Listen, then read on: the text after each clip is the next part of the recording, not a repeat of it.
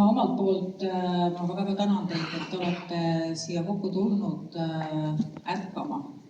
märkama, sest et te märkate kindlasti oma elus igapäevaselt, kui halvasti tegelikult meie riigis asjad on.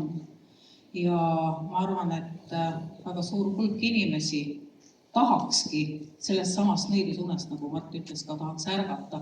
Aga nad võib-olla ei tea, kuidas või nad ei tea, millal või inimesed ikkagi vajavad ka mingil määral äratust, nad vajavad, et keegi võib-olla ütleks neile või veaks kogu seda protsessi eest.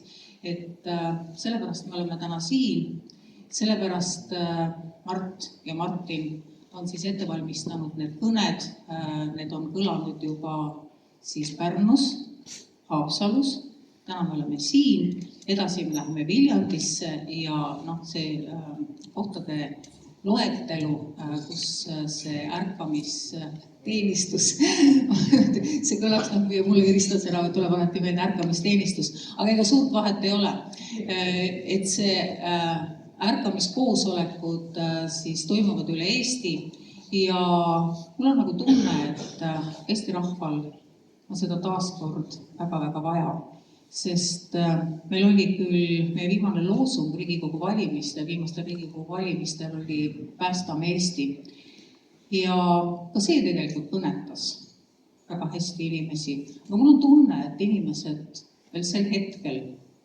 ei saanud päris hästi aru, millest me neid nagu päästa tahame.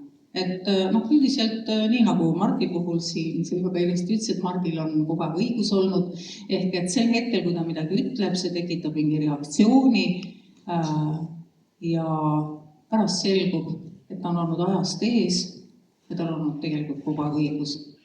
Ja võib-olla selle loosungiga viimastel Riigikogu valimistel me olimegi natukene ajast ees, me ütlesime, päästame Eesti praegu, enne kui läheb veel hullemaks. Nüüd ongi läinud hullemaks ja inimesed on isegi nii hulluks, et inimesed, ma tunnen ka kohati, et on nagu lootuse kaotanud isegi. Ja selles olukorras, kui inimene on kaotanud lootuse, et siis tuleb teda äratada. Ja seda me oleme siin praegu tegemas ja nii nagu ma alustasin tänamisega, et olete siia kokku tulnud. Ja ma ütlen ka veel kord omalt poolt lõpetuseks tõesti väga tänan, et olete tulnud. Ma loodan, et te saite seda äratust ja ma loodan ka, et kui te lähete kodudesse, siis on teil oma kodustele, oma sõpradele, oma tuttavatele, oma töökollektiivsi, kus kindlasti on ka vastuseisu, et te peate julgema rääkida neid sõnumeid, sest et see on see, kuidas asjad päriselt on ja äratage ka teisi inimesi. Ja kui me seda kõik teeme, siis natuke vähem on minna valimistele, natuke vähem kui aasta. Et ma loodan, et suur osa Eestist on selleks ajaks taaskord korralikult äratatud ja sellest hetkest alates saab ainult paremaks minna. Aitäh teile veel kord!